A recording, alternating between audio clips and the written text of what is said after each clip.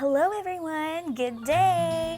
My name is Khristle Kaye Lanutan and I am from BSed English 2A. Okay. Oh, by the way, without anything else, can you hear and see me well? Oh, no. I'm a little delayed? Oh, okay. So, just a tip. If I'm a little delayed when you're watching this video, you can adjust the quality into the lesser quality. Like instead of HD, you can do it as just like 320 or 122, something like that. Well, the quality might be a little ruined, but at least there won't be any delay. Okay? And by the way, also, just a disclaimer, I'm surrounded with animals, so maybe during the video, see that? That's the chicken. I'm so sorry about it. Okay, so without further ado, one more time. Okay, enough with that. So by the way, everyone, for today's video, I'm gonna share with you what I have gathered or somewhat what I have learned upon researching what is functional-notional approach, which is one of the new methods in teaching, especially teaching language. Okay, so are you ready? So anyway, guys, if you want to know more, just keep on watching. Hey, so I'm now in my laptop of magic. Okay, so anyway, I will now move on to the PowerPoint presentation. Okay, so wait for a while. Thanks for waiting. Okay, so here we go. Like what I said earlier, for this presentation, I will try my best to share with you what I have gathered and learned. What is functional-notional approach? Okay, first part, I'm gonna share with you a brief history or background about this approach. So, in 1972, the British linguist D.A. Wilkins published a document that proposed a radical shift away from using the traditional concepts of grammar and vocabulary to describe language and analysis of the communicative meanings that learners would need in order to express themselves and to understand effectively. So, Mr. Wilkins made something that made a massive shift. So, from traditional to a new method, which might be a little more complicated but better method and more efficient method. Okay, so by the way, guys, what is traditional method? Well, actually, I am not that familiar because I'm born yesterday, but my mother was born the day before yesterday. You know what I'm saying? So I asked her before what was the traditional way, especially how they were taught about grammar. So I asked my mom, like, how did you learn or how are you being taught in your time, especially when you were like learning what is a sentence, what is an adjective, like that. And then my mom told me that in their curriculum, in their way, because I think every school was different. So in their school, this is how my mom was taught by their teacher. So for example, the topic was about adjectives. Okay, so the teacher would share to the students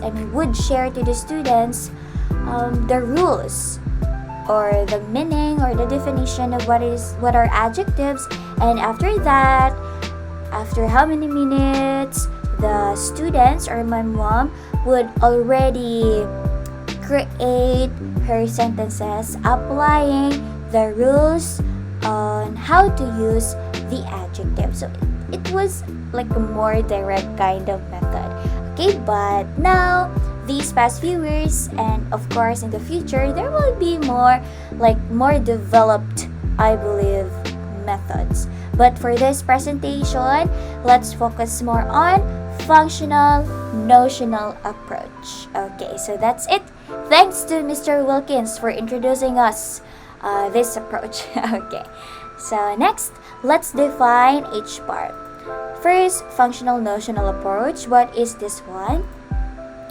So this approach holds that the classification of skill levels should be based on what people want to do with the language.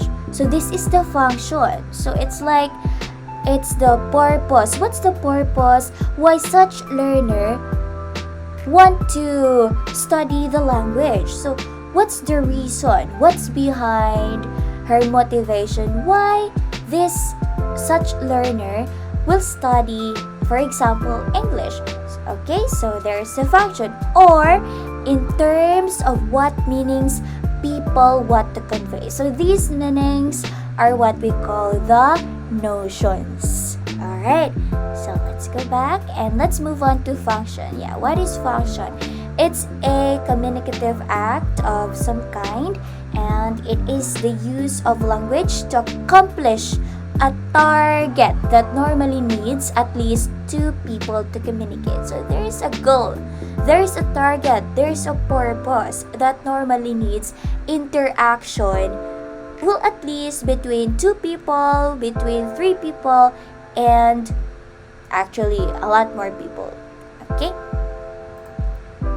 So we can say that the function is synonymous to the purpose of communication, just like what I said earlier. So click me now to know some of the functions of language. So here are a few examples of the functions of language.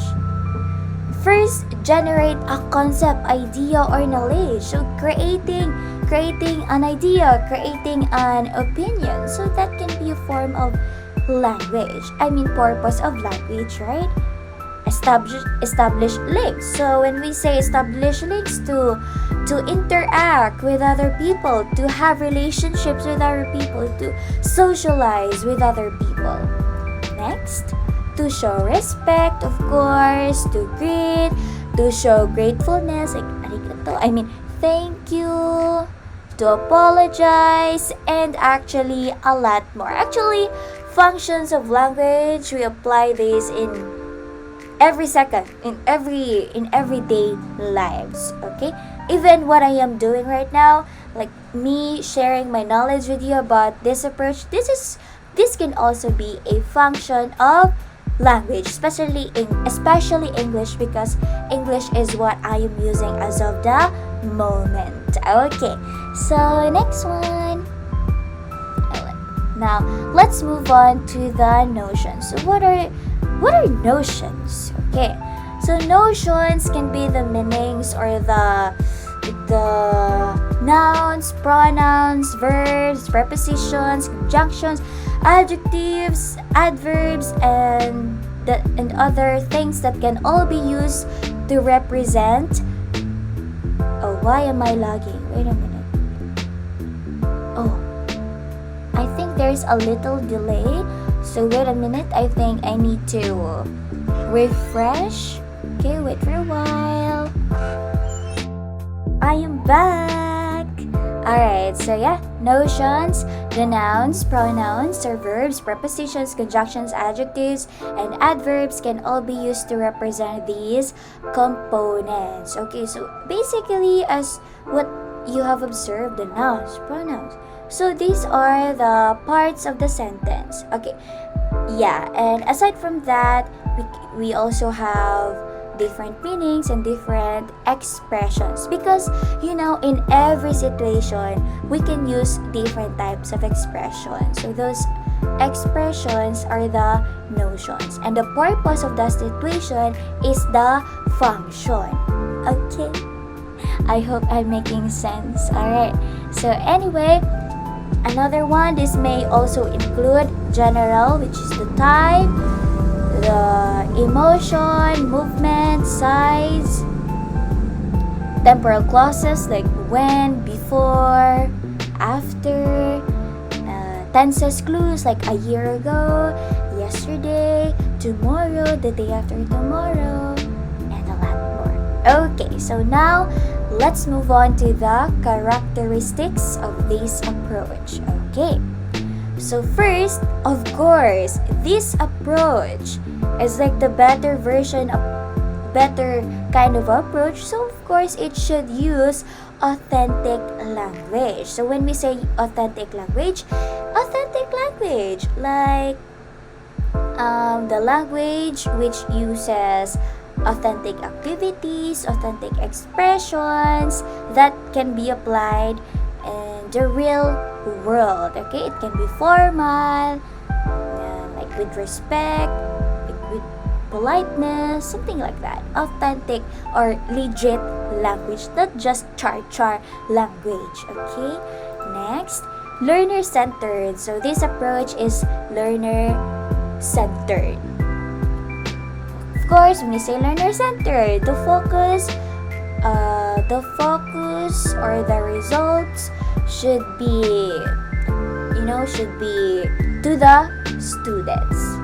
Okay, the effect the impact should be mostly on the students. Okay, and everything should also be mostly about the students. Like for example, the activities should be based on what the student needs.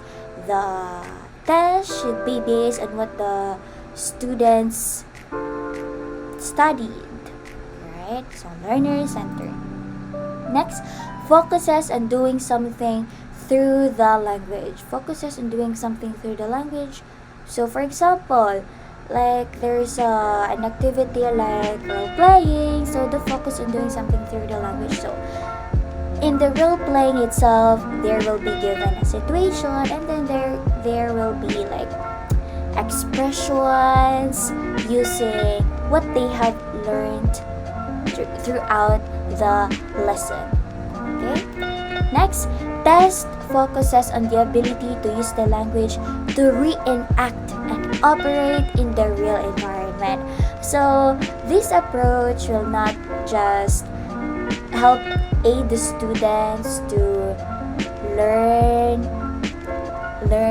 something about the language, but also help the students apply what they have learned to the outside world. And this application we can call the authentic assessment, because oh my gosh, for example, you've learned how to form a complete sentence. So in a complete sentence, we can have adjective, the subject, the predicate.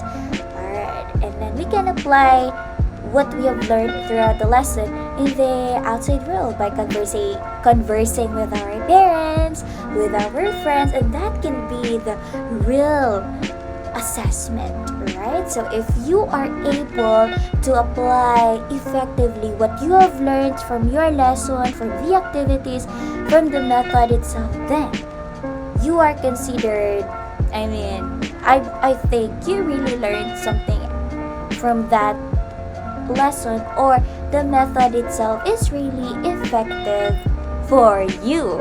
Okay. Next.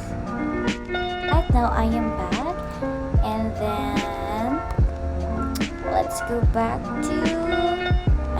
continue to the characteristics.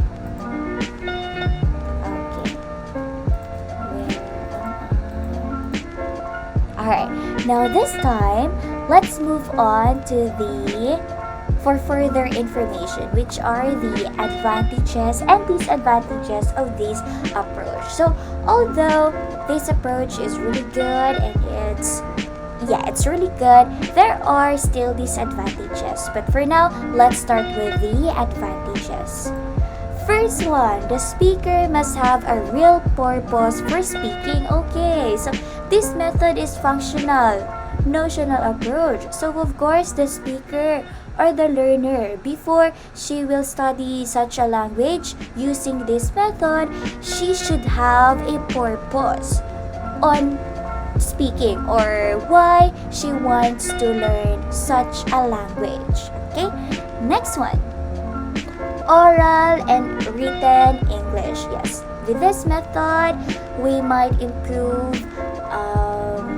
a lot of aspects in our oral abilities and written abilities. Okay, so oral, we can say the confidence, the like the intonation, the pronunciation. Well written, we might improve like in our grammar and intention and a lot more actually. Next, aids teachers to exploit psycholinguistic, linguistic, and educational principles. Of course, this is a method. This is an approach. So the teachers can really learn more about psycholinguistic, linguistic, and new principles. Okay, so next, let's now move on to the disadvantages. Okay, course design. In course design, the idea and functions and notions of language are not clearly defined. Okay, so next, in language teaching, we have grammatical structures and elicited by functions and notions that might appear in an unsystematically order. Okay, just might. Not all times it will appear in an unsystematically order, but there's just possibility, or there are just times. Okay, so I am in delay again, so I'm so sorry about that, but let us now continue. Okay, so click us to view. Why am I lagging? Wait a minute. I'm not logged anymore. Okay, so let's continue. Click us to view our roles. So this cute girl right here is the student, and this beautiful woman right here is the teacher. So I will click the student first. Wait a minute. Okay, so what are the roles of the students? So learners should participate in the learning activities with respect, determination to learn, wisdom, and ready to apply pre-information. So pre-information, I use this term, but actually it's like the background information. Okay, so of course, learners should participate because this method will not be that effective if the students will not participate in the activities, will not listen, or will not follow the instructions. Okay, so as the students, we have to participate in every aspect of the method or of the teaching process. Alright, now let's move on to the roles of the teacher. Okay, role of the teachers. To provide fun, engaging, effective activities, and aim. This is not aim but aid. Okay, aid the students' weaknesses when using the language and help the students develop their competence in using the language. So actually, the teacher has also a lot of roles, but we should do our best in applying the principles, creating such engaging activities to increase the motivation and confidence of our students, and to be effective upon teaching language to our students. Okay, so next one.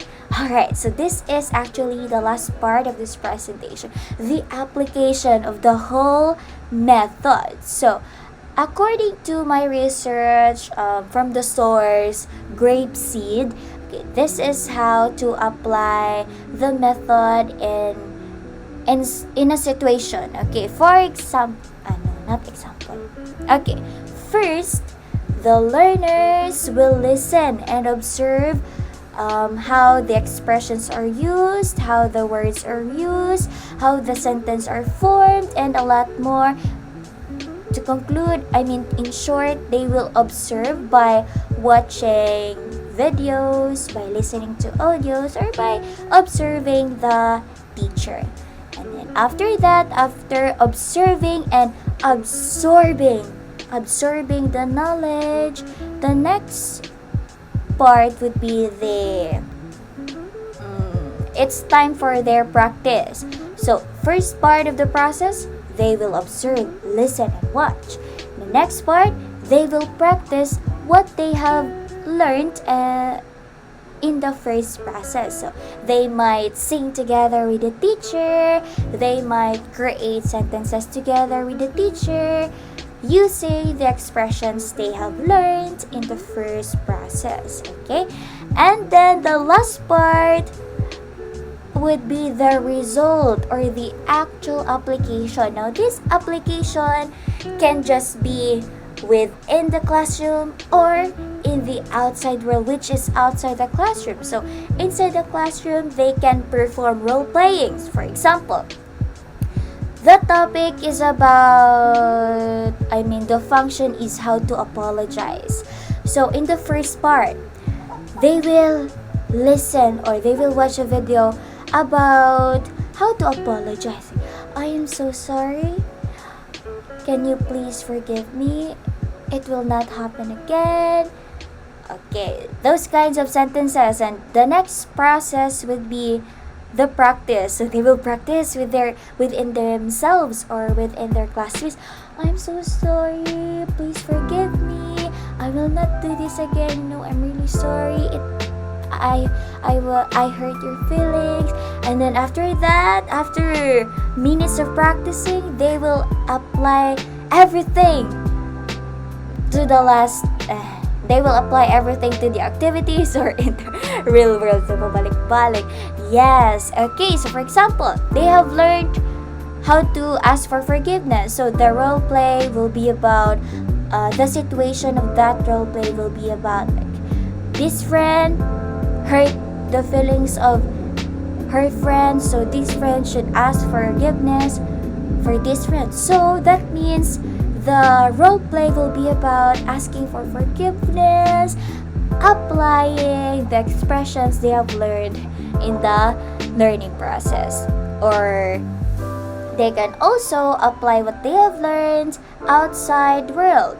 For example, they hurt the feelings of their mother. So, Mom, I'm really sorry. It will not happen again.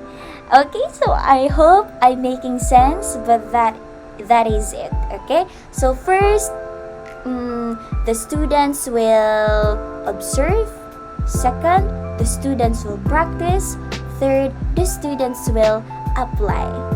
Okay, so next, I think that is the last part of this presentation. So I hope at least I have shared at least the important or necessary information about what is functional-notional approach. But if you have some questions or if you want to interact with me, you can find me at Facebook, Khristle Kaye.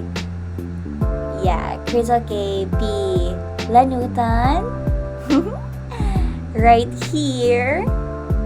My Wi-Fi is very loading. Okay, but anyway, you can find me on Facebook with my name, Khristle Kaye B. Lanutan, or TikTok. Here, right? Yeah, you can also follow me on TikTok. Okay? Or just message me there. Alright, so thank you so much, guys, everyone, for listening. Thank you so much, sir. I think this is it. So goodbye, everyone. Wear your mask when you go out. Apply alcohol in your body every second, okay? So goodbye. Stay healthy, everyone. Enjoy your day.